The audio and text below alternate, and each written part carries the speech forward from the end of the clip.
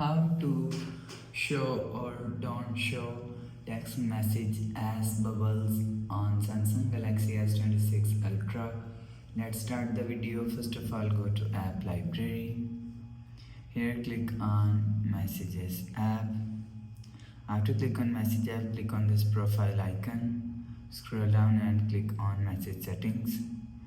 After click on message settings, click on notifications. After click on notification categories. After click on notification categories, click on show as bubble. After click on show as bubble, if you want to show as bubble text messages, click on all.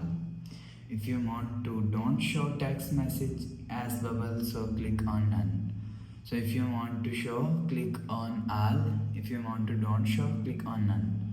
After select show or don't show, go back to home screen. So that's how you can show or don't show text message as bubbles on Samsung Galaxy S26 Ultra.